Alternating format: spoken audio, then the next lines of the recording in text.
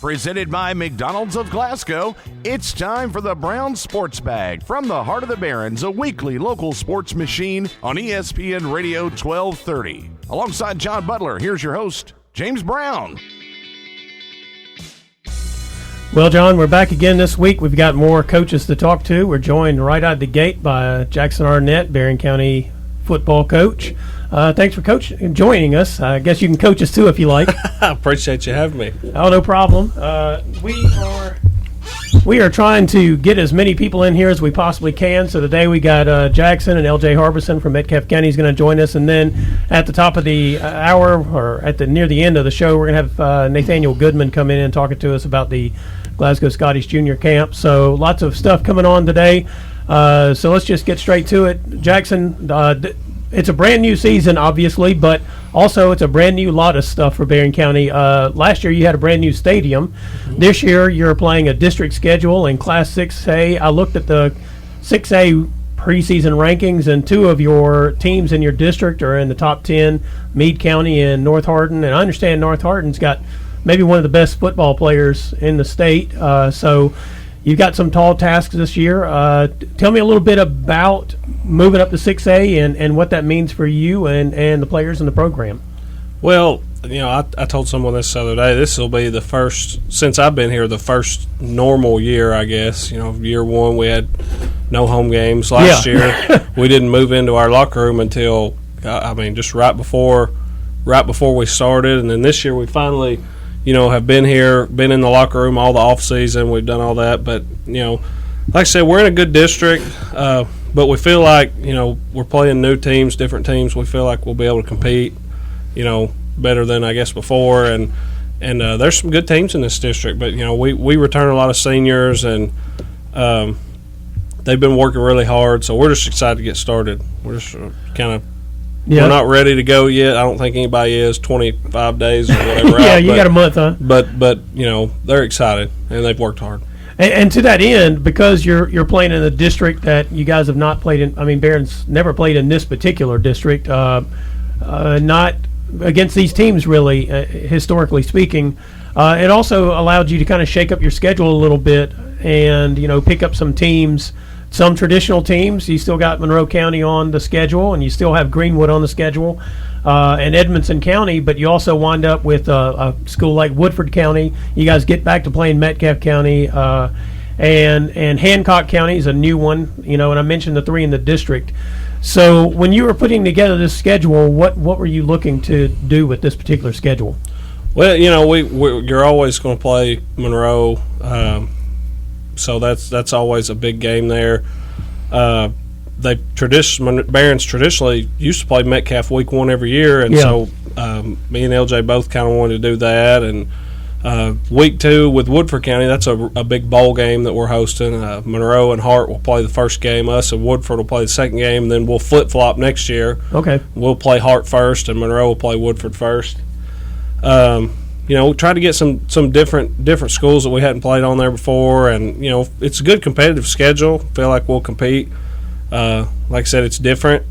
And then you've got Greenwood's on there still. We trying to bridge the gap with them, and then we'll go into district play and finish up with Edmonson. We always like playing that one week 10. Yeah. So I like the schedule. I was pleased with it.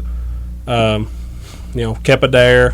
Mm-hmm. So I was happy with it. I think it'll be a good, especially going into this year, year three. We're trying to take that next step, and this is, I think, a schedule that allows us to do that. And long as just a good competitive schedule. That's really what we was looking to do. Real quick, you mentioned the Edmonson County game. You guys won that game at the end of the season last year. It was probably a good way to finish off the season. You had a couple of snake bit games that you guys had lost during the season. Won a couple, nail biters. One against Monroe there. What kind of energy winning that last game of the season do you feel like you took into the off season, or did it at all? Yeah, I mean, it definitely helped. It's it's definitely helped. It's always good to win your last game, but we used it some, but really we from January 3rd or whatever day it was where we got in the weight room and started off season, we were looking to Metcalfe. So we were we've been looking forward more, but I think it helped energy. I think fans enjoyed it. We as coaches we kind of wanted to forget it, but build off of it. Yeah, John. Well, Coach, tell us about your football team. You lost some key players from last year. Lost your quarterback, but you also returned some really good players. And I'm not going to mention all of them, but one that just jumps out at me. I thought your best player last year is back. That's Tyler Bush, and I thought he was fabulous on offense and defense, and you got, I know he's back, and Easton Frazier had a great year defensively last year. He's also a starting lineman, and you got those two guys back, Jamarcus Miley, and you got some more. So how do you feel right now with 2 weeks of practice under you? I mean, we feel good. We're just building on, the guys are a lot stronger, a little faster. They've worked extremely, extremely hard. I guess you see we bring a lot of our production back, but on paper is all that is. And the guys, what I'm proud of is those guys who have came back have stepped up as leaders. And our practices. I told someone this the other day. Our worst days now are better than our old best days, which is good. So we just keep trying to move forward with that. But yeah, they've stepped up and they've led. Our motto is fast. We're trying to play fast, do everything fast. I feel like we've got a lot more team speed this year than we've had. It never hurts in football. It never hurts. We returned quite a few guys, but still got a young quarterback. Talk about him. That's Jamison Bowie, right? Jamison Bowie, sophomore. Yes, he's a baseball kid.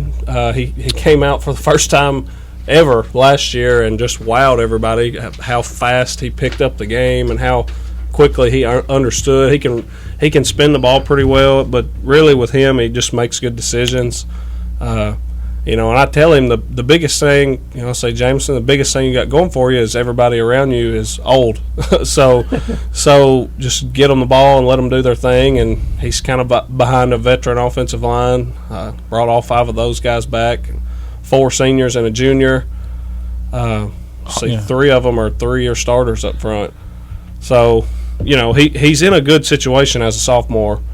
Yeah, and oftentimes with quarterbacks, I mean, as much as anything, it's not always the plays that you make. It's sometimes it's the mistakes that you can run into. Right, and we with Jamison or any quarterback really, I feel like our offense is kind of a quarterback friendly offense. We kind of let them get the ball to other guys and let them. I tell him as long as he gets it to who he needs to get it to on time. I'm not going to ask him to go kill himself. He doesn't have to win all the games for you. Yes, he just has to manage the game and Well, he does it. I call the games, and I was in. He's got those 3 senior linemen who he mentioned. Who started for 3 years, so that's always a comforting deal for a young quarterback. But there's some playmakers out there. I mentioned Tyler and Gavin Withrow, but. I was impressed with Carson Chelson last year. He made a lot of plays, and Jamarcus Miley is one of the fastest receivers around. And then we have a kid that was really good his freshman year and he got hurt and missed last year. And Corbin Murphy's got great hands, so the weapons are there for you. Yeah, we were awful proud of Karsten last year. We didn't know what to expect. I never heard of him, to be honest with you. He's got a pretty unique story. So my first year, we were out at practice one day, and I had been calling the YMCA. I wanted to have like a pool day. This was in July or June, middle, one of those, just trying to break it up. And I called the YMCA, and this girl answers, and we talk or whatever, and she goes, before you get off, I have a brother. We just moved here from Murfreesboro. I have a brother who wants to play football. I said, okay, bring him on. It ends up being Karsten. Yeah. And I'm just thought, well, that's crazy. Because he was a homeschooled kid, Yeah. And he ends up coming and enrolling at Barren. Great hands. Never saw him drop a ball last year. Karsten, we always joke with him. I don't know what happened, but I thought he was the long snapper in a game, and it wasn't him. And we had a bad snap, and I just ripped. I ripped him pretty bad, and he just said, "Yes, sir, I'm sorry." And ended up come to find out, one of my assistants said, "Coach Karsten wasn't the long snapper there." And so that's kind of the kid he is. He's a great kid. He's a very coachable kid, and he really impressed us. And just having Corbin come back. Karsten is going to push Corbin, and Corbin's going to push Karsten, and you'd be like the Patriots. You got a couple tight ends there. So it's good to have them. I want to have them on the field at the same time a lot this year. So that's like I said. You got and don't forget Jackson Coots too. That's correct. Jackson can run, and had a couple guys that moved. So we'll have some. We've got a deep running back group. We'll have 3 guys that'll kind of carry the ball. Marquise Holloway, Tyler Bush, and Gavin Withrow will be back there a lot. So there's a lot of competition. That's what I like. Good depth creates good competition, which usually helps. Yes, so correct. That's what I'm excited about. Is there's more competition. Last year you guys were explosive, I'd say, on offense. You would score, in big plays or whatever, that kind of thing. Defense was pretty solid all year long, other than a couple of games where probably the team was just that much better than, had a player that was that much better. Beyond just the talent that you're talking about, you having coming back and the experience you have coming back on the offensive side, are there some things you've done to address consistency or being able to just be better at maintaining control of the ball and not just have to rely on the big play?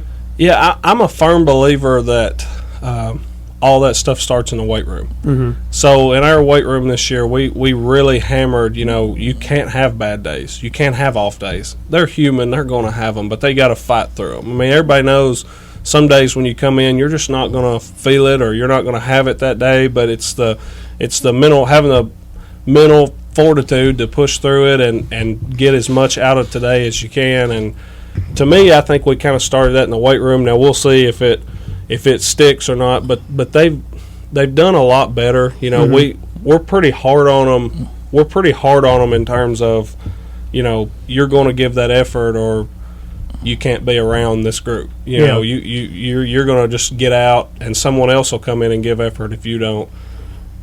And I think that started in the weight room. So we addressed it there first day. You don't have bad days. Some days are better than others, but you're not going to have a bad one. You're going to come in and get your work done, and we're just still constantly, and we'll be doing that week 10. We'll be saying the same thing week 10. Well, moving up to 6A, you better be strong because what little I know. Now North Hardin's they've always had athletes and They're stuff, loaded. but Central Hardin and Meade County have been strong physical teams, and they play. If you look at Meade's schedule, they're playing all those Louisville schools, and they're always have been physical. They're going to be physical and strong. What we just want to. We're trying to play physical too, and we've got to. There's going to be times where a guy across from you is stronger than you, and it's kind of just find a way. So we're just wanting to.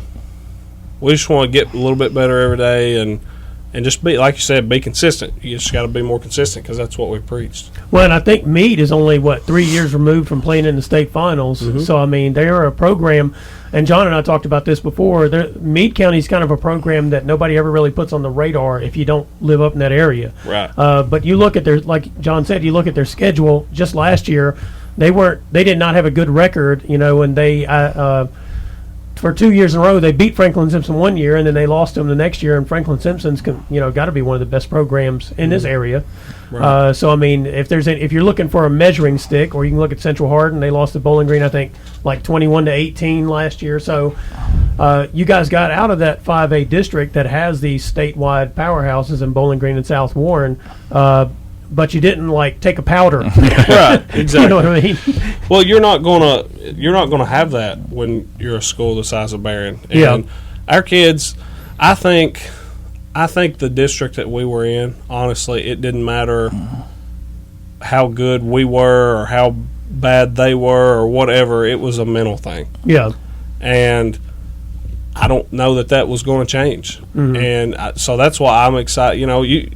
Sometimes, and we try to preach this to avoid this, but sometimes people can get intimidated by the logo on the helmet. Mm-hmm. And I hate that, and I don't like that, but I felt like that was kind of the reality of the situation we were in. I've not had to deal with it really since, that first year we were rebuilding anyway. And, both, South, Bowling Green, and Greenwood were all good that year. Mm-hmm. So I think you get into that sometimes. So I think it was good to have a fresh start, Now you talk this schedule. Did you try to make this schedule so that you're playing some of your traditional rivals, so to speak, but also to maybe get some momentum before you get to the district? Do you feel like the teams on here are teams that you guys should be able to win some games against early? Well, we feel like if we do what we're supposed to do, and we tell the kids if you do what your coach do, you're going to have a chance to win at every game. Yeah. So that's like I said, I don't know. I haven't seen any of these teams on film, so I don't know even Metcalfe. You don't know what you're going to get until you get in the film room and start watching, and then But we just when we set up the schedule, we just wanted to be competitive, and that's really it. But in terms of did I have like a agenda going into it? No, I just wanted to make a schedule that wanted to be competitive, and the district kind of sets the schedule for you. Yeah. So, we're just going to try to go compete and win. Yeah. Play as hard as we can. Well, tell us about your defense. We haven't really named anybody on the defensive front. Have you?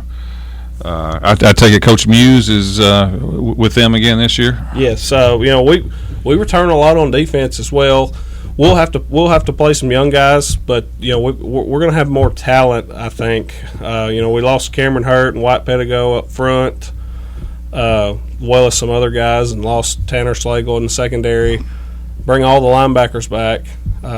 We pretty much lost everybody up front, but the guys that are going to play there this year are pretty talented. You're big enough.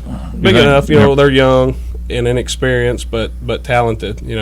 It hurts losing a guy like White Pedigo. He's going to play college football at Union, and then Cameron Hurt was a good player. Yep. So you got guys that, Joe Bradshaw's back. He got a lot of snaps last year. Did. Carmelo got several snaps. He'll be back. We'll play a few guys both ways. A few of those offensive linemen will play. I think you'll see Corbin Murphy, probably a solid fixture on defense. We've got guys that we can play with, and we just want to, they're just going to have to learn to do their job. Yep. But it helps to bring those linebackers back. We got a few good young linebackers that are right there ready to go, nipping at their heels. So. Like I said, a little more competition. Hopefully that'll push everybody. Well, tell us what's going on in the next couple of weeks. I think you got a couple of scrimmages coming up, and it's here before you know it. 25 days. That's we've got. Go ahead and promote the Meet the Trojans and the football game. We're having Meet the Trojans not this Friday, but next Friday, and it'll be for all fall sports. But we'll have our Burgundy Gold game after. So we'll do. Everybody listening, if you want to come out and watch that, it'll be open. We'll turn the lights on. After Meet the Team is over, I think we'll go first or something, and then we'll go in. We'll kind of go out and practice after everything's over with. That was neat. They did it last year too, didn't they? I'm excited about it. This is I've been wanting to do this since I got here. I'm really excited about it. So we'll have like a little inter-squad scrimmage. We'll go ones versus twos on offense, defense, and then flip and go defense ones versus offense twos, and just kind of go at each other a little bit and compete a little bit, and we'll do some situations, put some special team stuff out there, and then the next week school will be starting, so we'll go to Webster County for a scrimmage.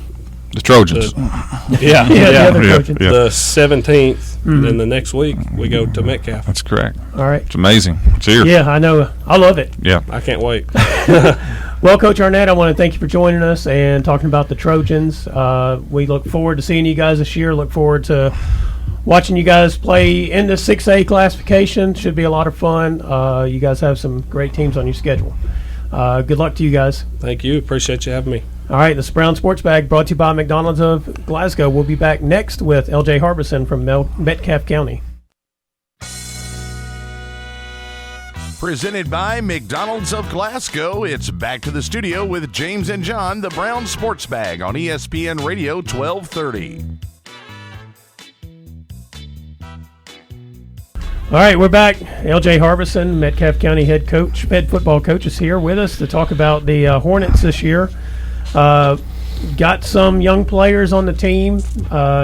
You guys are slowly but surely getting back to where you probably want to be in terms of competitiveness and whatnot. And you got your district changes up a little bit this year. You have a couple of additions and a subtraction, I guess. Mm-hmm. LJ, thanks for joining us.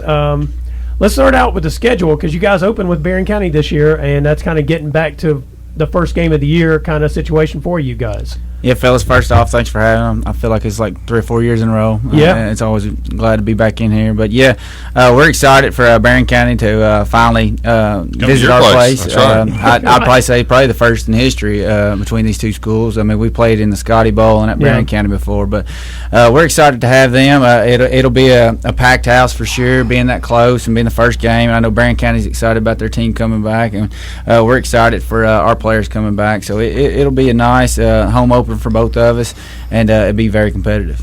Yeah, and then you play Breckenridge County, Russell County, which is another neighboring county, Edmondson County, which gets you started with your district schedule.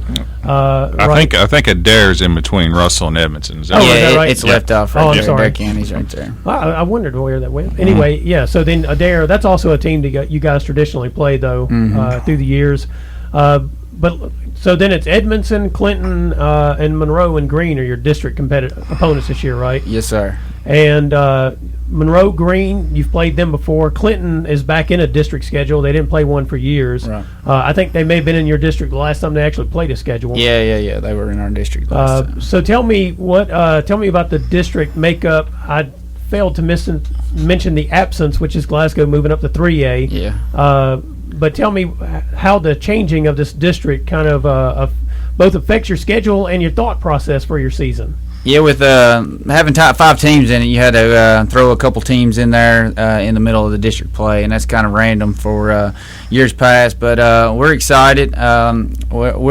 Our district especially is excited for how they've changed, where now you get to play your district opponents in the playoffs. You do like that? We do, because now we feel like we don't have to travel 2.5 hours away to go play DeSales or Louisville Christian Academy. So now we feel like we've got a chance to go compete for a regional championship, and I'm sure that's what all these district teams are facing, especially with the subtraction of Glasgow. Glasgow's been a great powerhouse the last couple of years, and we're glad to lose them and add Edmondson and Clinton County, which has been on our schedule for the last couple of years and been very competitive games. So it'll be a very competitive district, and it'll be well fought. And having some of our familiar foes there at the end with Monroe and Greene County will set up for hopefully district championship. I was going to say there's no, what I know, and you have more knowledge than I do, there's no clear favorite really with Edmondson, Clinton, Monroe, Greene, and you guys. I mean, Greene's got a new coach, and I think it's wide open. Oh, for sure, and I think that's how everybody's taking the approach to it this year, and everybody should, because I mean, no one really knows. People lost certain key players on all those teams, and certain people returned key players. So, in my opinion, the district and the region will be wide open for who can claim a regional title this year. Well, I was going to try to put you on the hot seat, LJ, because we're going to have Billy Joe in next week, and I was going to say who's winning the district this year. Hopefully we are, but I mean we've been breaking down to region champs, and I mean we've got our team believing and practicing like that, so hopefully we can continue to do that throughout the year. Yeah, now tell us a little bit about, you talk about everybody has returning players, lost key players. Who are some of your key returning players? We're very young. We're mainly junior, sophomore, and freshman dominant. We only have 4 seniors, but our key contributors coming back will be number 33, Gabe Zumberly. He's junior. He led us in tackling last year with over 90 tackles, and he was our backup running back slot receiver last year, so he's our returning yardage guy. We also return our starting QB, number 9, Peyton Dial.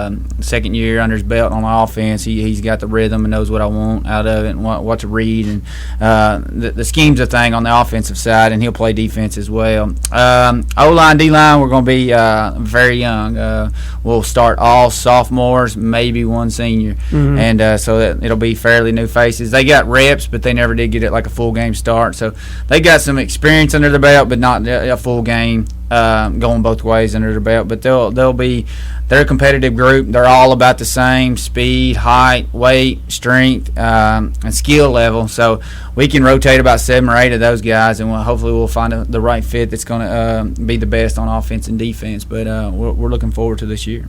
Yeah, you played a lot of some of your freshmen last year played some key roles, so you got some experience in your sophomore class, and I think I'm accurate to say a lot of your skilled players are your most experienced players. Oh, for sure. We only lost one secondary guy. We returned 2 of our linebackers, and we returned 3 of our receivers. So that's on both sides of the ball. You're returning a lot of people that know the offense, know the defense. So we've gotten to build and that's one of the things that improved last year. As the year went on, you put more and more points up. Too. We had a lot of first year players, whether they were freshmen or just playing their first year of football. So now we've got them year 2 under the belt, and spring ball, and now summer. We've got things rolling along with them now that they're real comfortable playing football.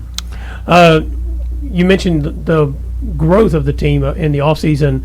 Do you feel like your team right now is further ahead on the offensive side or defensive side? You got a month to go. Offensive side for sure. We've been working hard, especially on 7-on-7s. You kind of get the offensive flow a little bit better than you do defense, because you can actually talk to them through what they should do and what they shouldn't do. As where defense is kind of on the fly, you got to coach on the fly when you're on defense on 7-on-7. But for sure, offense-wise, we got most of our playbook in, and the kids are getting real comfortable with it, run and pass. Defensively, we've only got 3 coverages in and a few fronts, and we're starting to install a lot of stuff, and we're getting them thinking right now to where they need to be on certain formations and stuff like that. And slowly but surely, we're getting more comfortable on the defensive end to catch up with the offensive side. You have a scrimmage coming up, or your first game is the 23rd. Yes, we scrimmage back-to-back weeks. August 9th, we're at home versus Russellville. It'll be more like a practice per se. We'll do like 7-on-7 inside run and a little team at the end. So it'll be basically a practice against Russellville is all it'll be. And then we go to Wayne County the week before our first game, and we'll do a full scrimmage with Wayne County. How does a scrimmage like that break down, like the one at Wayne County? We've done it in years past with him. He's a great guy. Their coach is. We've known him for years, and he'll play his starters first half, and then we'll go JV the second half, and we'll try to get a lot of good reps, especially with the younger guys. With you now, where you can do 2 scrimmages, it helps you get a lot more reps against a familiar foe that's not you, that you can get competitive and see different fronts, different looks, and stuff like that. That'll help you out throughout the season. Yeah, you mentioned 7-on-7 and that kind of stuff. What do you as a coach get out of the 7-on-7 stuff? What do you see from that? I like it for conditioning. We run 3 groups on offense, so the ones get a play, 2s get a play, 3s get a play, and we run them out and try to get them to know the offense or know the pass structure. That way, defensively, we rotate every 4 plays on defense, and we try to get conditioning, get them thinking, and try to get our base stuff in where they're comfortable with that. When they see the formation, they know in defense to check this, they got to do this and whatnot, and we try to do that where they're getting a lot of conditioning, where they're running a play, boom, it happens again, and it gets a lot. With us being a small team, you can't hardly do that because we only have 14 skills, so it's hard to get boom, boom, boom reps. Now, when you only got 7-on-7 out there, and kids get tired doing that. Well, now you get playing another team, you get a lot of conditioning that way, and you get to see different competitive reps. I would also think it'd be good for you. I assume you got a lot of your skilled offensive players are also playing defense. Well, they can't play against each other in practice. Right. Exactly. So facing somebody different, it gives them actually the reps against other teams' first team. For sure. What we struggle with is going good on good, getting our best players going against a better player, because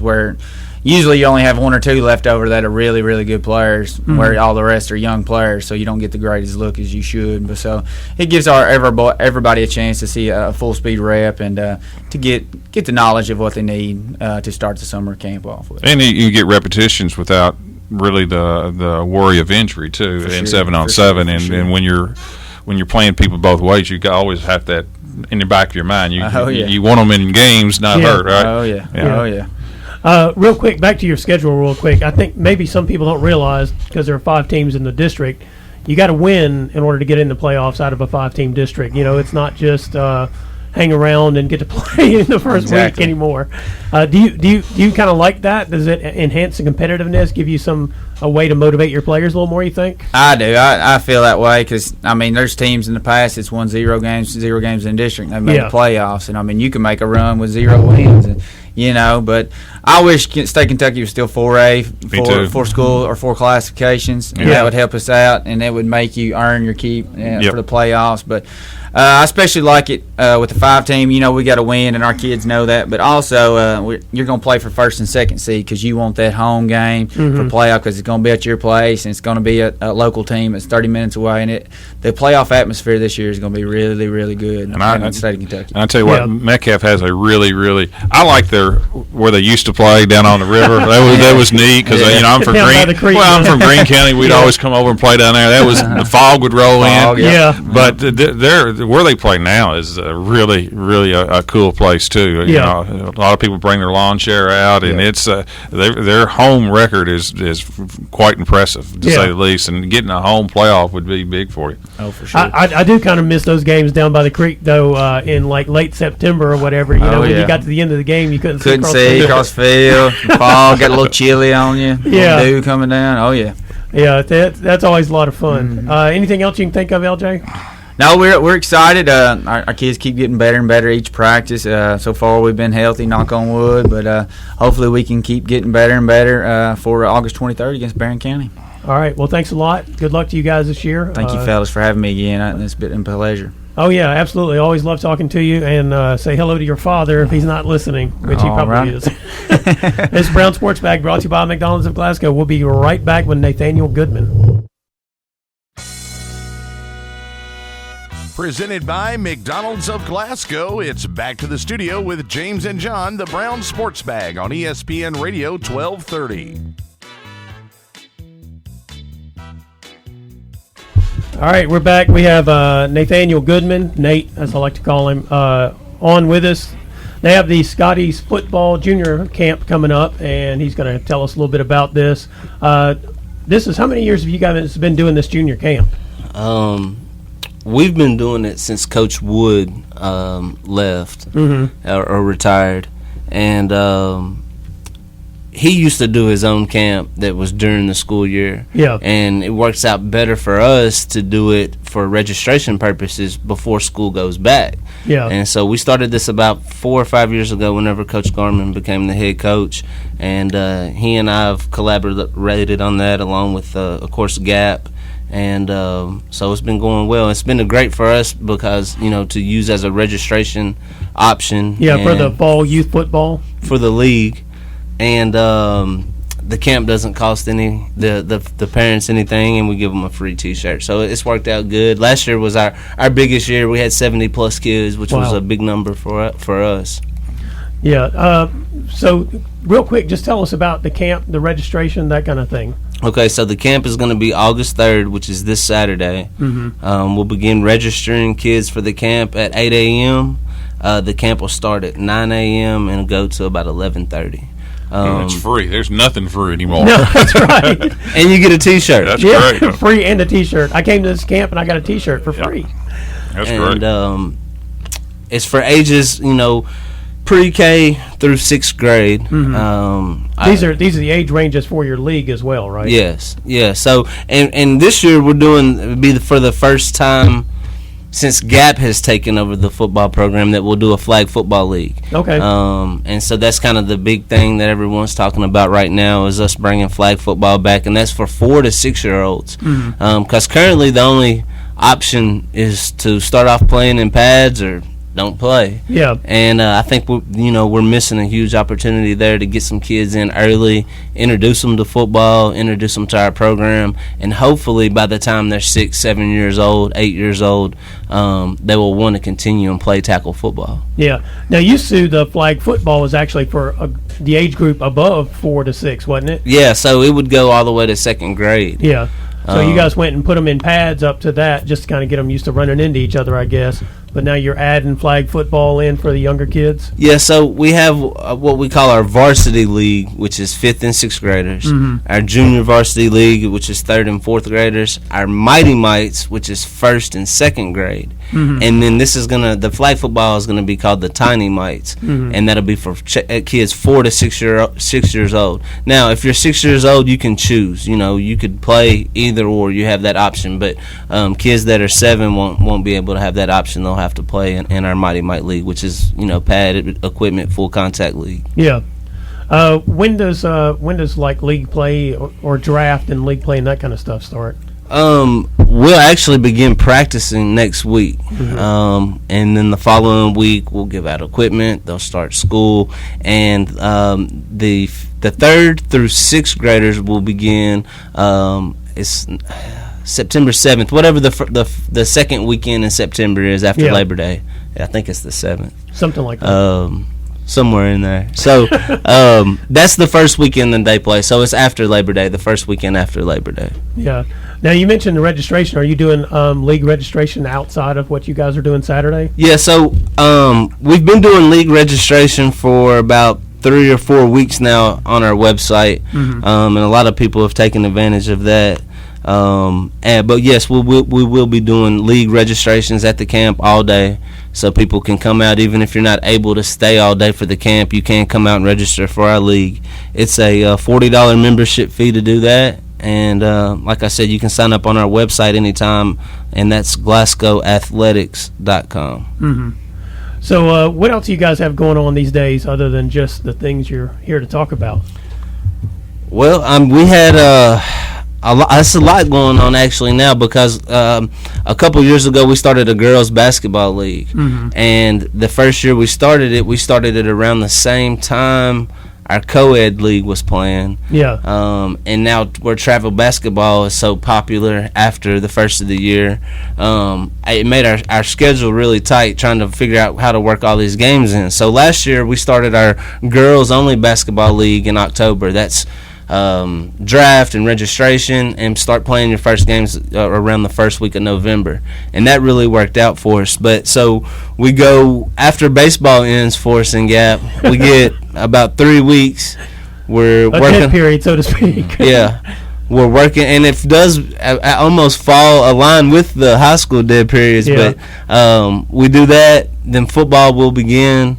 And now, football will still be going on when we start our girls basketball league. So there's a lot of things busy. We have a huge response to that girls basketball league. So that's something that we're proud of, that we've been able to get going. And we also do a 1st and 2nd grade basketball league, which is almost similar to what this flag is. They play on 6-foot rims, mm-hmm. or 7-foot rims, and they play with a smaller ball, and it's real fun. So fall and the winter time is a busy time for us in Gap. Yeah, John? Well, I was going to say, for basketball, I think that's great for the girls, because not everybody can afford to travel whatever, and travel all across the country, to be mm-hmm. honest with you, and it gives people an opportunity to have to play in an organized way here locally, and I think it's great for them. Well, and Barren County has always done a really good job with their T League, or their girls league, yep. And we had never offered anything for girls, so we thought, and a lot of girls that go to the Glasgow schools were playing in that league. That's right. And so we thought that when we start this, hey, we don't know what type of response we get. If we can get just 2 teams in each age group and they play here and there, would be great. I mean, the first year out we had 8 teams, and we blew us away, and it's grown every year since, and Coach Stinson is heavily involved in that, and you start to see the numbers go up at his camp that he has at the high school. And I mean, it's just amazing that all this time we really have been missing the boat with that girls' opportunity. And the other thing that's surprising is we got some girls that are really talented. I mean, I didn't realize we had so many talented female athletes that were that age, and of course my daughter's that age now too. So it's been fun watching that progress, and it's been great for our program. Yeah, I guess it also it opens the door for some kids who live in the city, probably don't have the opportunity or a time to go out to play at the county schools in that league that they had. So now they can just what is it? You guys play over at the Boys and Girls Club at that facility? Yeah, at the Hero Center. Yes. Yeah. So I mean, it's conveniently located for kids to get over there, their parents to get them there, and that kind of thing. And they go to school with their own. They also go to school with each other too, and I think just being comfortable helps too. Well, and I mean that's what brings it out. A couple of those girls come and have a good experience. They go back and tell their friends how much fun they had playing basketball. Right. Yeah, and it becomes contagious, and it's been a lot of fun seeing that. We've started in the last couple of years. We've started a couple of new leagues with our first and second grade co-ed basketball. That was something that most of the kids played at Liberty Street for. I think they call it biddy ball. Yeah. So we started that. Then we started our girls league, and we're starting this flag league. So we keep trying to find ways to grow the program and to include as many kids as possible. Yeah. You mentioned Justin Stinson being involved in like the girls' youth basketball program and Garmin's involvement with the football, and working with you guys. How critical is it for the high school coaches to be involved in these programs to kind of give you guys at least some guidance in terms of what they would like to see you guys help these kids with? Well, do they even do that really? Yeah, well, absolutely. And I mean, football and girls basketball are apples and oranges in what it takes to make them happen. Yeah. But both of them have played their role tremendously in making them happen. And the biggest thing with football with Coach Garmin is just giving us access to the facilities. We don't have a football field with lights. We don't have a place with a concession stand. Without him offering the facilities and the school system being so generous, it would be really hard for us to have a football program. We don't have a park with a football field and all of that stuff. And then on top of that, just him being involved, having a presence, attracts people, and I think it's a good look for our program that the high school coach is taking interest in us. Yeah. With Coach Stinson, the biggest thing with him was just the support of helping us get out into the school systems, getting these registrations out. I just went to him one day. I called him and I said, "Hey, I got an idea. I'm gonna stop by the high school and talk to you." And he said, "All right, come by." And I went in his office and I sat down and I said, "Man, I've been thinking about starting an all-girls basketball league. What do you think?" He said, "Yeah, whatever you need." And through his camps that he does and his influence on basketball in the Glasgow school system really helped us get that word out. And he actually coaches the team. I was going to say he's got a daughter play. So I've seen his picture. So I asked him I said, "Don't you think that's a little unfair?" I mean, he coaches a team. Yeah. And I don't see how he does it. He has 4 children of his own. He coaches a team, and then obviously he is the varsity head coach. So he's put a lot of time and effort into it. And same thing with the facilities as well. He's we get to go out to the high school and take those girls out there, and he's been accommodating for that. And so, we're thankful. We're blessed to have those people involved in our program. And to the football camp, if I'm not mistaken, the Glasgow high school football players are involved in this, right? Oh, yeah. So Coach Gorman will have all of his kids out there that are available, that aren't working or have anything going on. They will be there, and they'll be interacting with the kids. And, of course, all of his coaching staff will be there. the biggest thing that we do is the punt, pass, kick competition, and we award kids in each age group for that. And then, you know, our older group of kids will get to work out with Coach Gorman, and he'll instruct them on some passing stuff, running techniques, and footwork and stuff. And all those kids really enjoy getting that instruction from him, you know, because they're out there on Friday nights, they see him coaching the team, and ultimately that's what those kids want to do is play on Friday night. So they really enjoy that, and we give them a tour of the facilities and the locker room, and that'll be a little more exciting here coming soon once we get the new facility. But he's really involved, and he makes that happen. Those kids enjoy being around him. Yeah. Well, Nate, I want to thank you for joining us and talking to us about this stuff. I'm sure a lot of people are looking forward to this camp and the girls basketball program coming up in the fall, and everything else you guys are doing. It's given a lot of kids in Glasgow, and the program's not closed to kids who live in the county. So, I mean, if kids in the county, a lot of kids, county school kids might actually live in the city limits, and so sometimes those conveniences are there for them as well, right? Well, yeah, and let me say this about that is that I don't know of anyone else in the area that is offering flag football. So I know, you know, none of our surrounding areas are. Bowling Green May, that's the only people I haven't talked to, but like LJ and those guys, I've talked to them at Metcalfe, and I've talked to Billy Joe at Monroe. Nobody else is offering it. So we'll take kids from anywhere that are interested in playing, and so that's one of the reasons why we decided to do it, to give us something that would be a unique opportunity for kids in the area. All right, well, that's great. Thanks, Nate. Thanks for having me. Appreciate it. Good luck to you guys this year. This is Brown Sports Bag, brought to you by McDonald's of Glasgow. We'll be right back. Presented by McDonald's of Glasgow, it's back to the studio with James and John, the Brown Sports Bag on ESPN Radio 1230.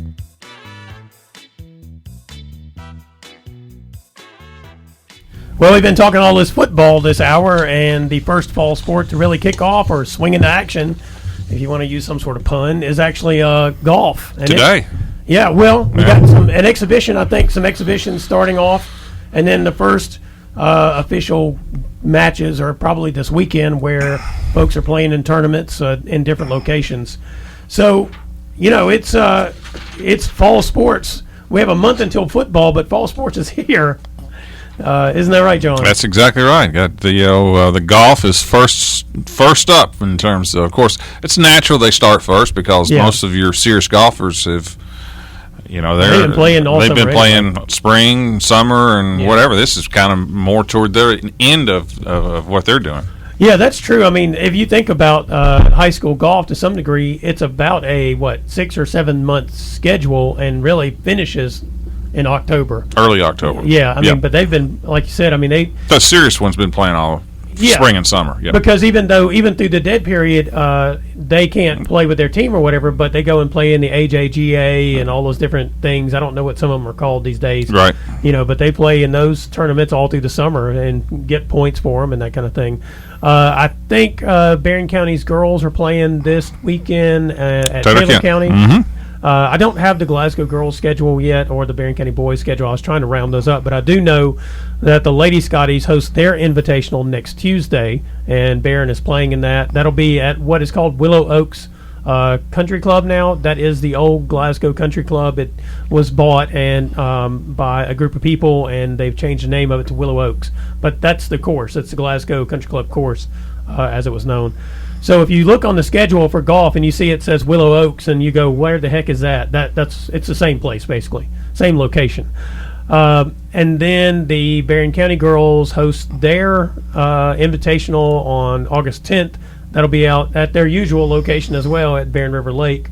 And I think last year Abby Lee was a top golfer for Glasgow, and she should be pretty good again this year for Glasgow. And then Barren is I guess you could say they had an off year based on the 2 previous years when they won. Lost so many players. Yeah, they lost a ton of players in 2 years. So have Carly Delk back, who played well for them last year, and I think Lynn Dawson is back. So they've got some players back, and probably will be a little bit improved from last year. Yeah, they were. I would think they were a really young team last year. Yeah, they Actually, were. Both Glasgow and Barren were really young last year. Right. Abby Lee's had some success this summer. I've seen some things about her at Glasgow. Yeah. The Barren County boys I know is very young. I mean, they're a lot of middle schoolers, freshmen on their team. So I know they've been working hard, but they're a very, very young team. Yeah, and I think maybe the Glasgow boys are pretty young. I think all 4 teams last year were pretty young. Right. And it probably showed up overall in the scores and whatnot, I think. But one thing I will say is the courses that the 4 teams basically play on, that they learn on out at the lake and at Willow Oaks are good, strong courses. So, I mean, that's why a lot of times through the years you look and you see both boys and girls golfers from this area do pretty well.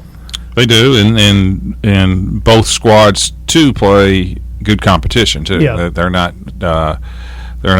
bashful about just playing around here either. No, they go and play in strong tournaments. Like that Taylor County tournament always has a bunch of top teams from Louisville, Lexington, everywhere. Yeah. It's Sacred Heart always comes into it normally, and Taylor County is good themselves. And girls, and Taylor County boys is probably the number 1 team in the state. Yeah, they've got arguably what people have told me the best player in the state and one of the best freshmen in the country. Really? Yes, and Taylor County is in our region in golf, by the way. Yes, yeah, on the boys' side. They're not on the girls' side, right? On the boys' side. Yeah, that's the way it is. Real quick, change gears here. So the Cincinnati Reds won 2 of 3 over the weekend. From Colorado. Yeah, from the Rockies, who are a game or two better than the Reds. That's after losing, 8 out of 10 or something like that? Yeah. Did you become a little more excited? No. No, they're just kind of spinning their wheels, it seems like to me. Yeah. Trade deadline is Wednesday. Yes, and that's what, we talked about this last week, potential that the Reds could be a fire sale team. I don't think so. I could possibly see some relievers. There's a real need for relievers, and they've got some good relievers. Mm-hmm. And possibly they've got a glut of infielders, maybe. But, I don't see them getting rid of too many of their better players. Do you think the Reds are actually on the cusp of finally kind of getting it turned around? Every time I think they're getting closer, there's something. The years they've had good hitting, their pitching has been awful. This year their starting pitching has been so much better. Yeah, but just hitting wise has been very inconsistent, to say the least. Mm-hmm. And you'd hope in the next couple of years, that they would finally could put it all together. It helped to get off to a good start. Yeah, for the fan base, for the confidence, and so forth. They've just start off dreadful the last couple of years. Yeah, well, maybe they'll figure it out. Reds fans can keep their fingers crossed. Well, this is Brown Sports Bag brought to you by McDonald's of Glasgow. We'll be back next week at 4 with more guests. Thanks for listening, and be sure and join James and John once again next Monday at 4 for the Brown Sports Bag, a local weekly sports machine presented by McDonald's of Glasgow. This is WCDS Glasgow, ESPN Radio 1230, your total sports leader.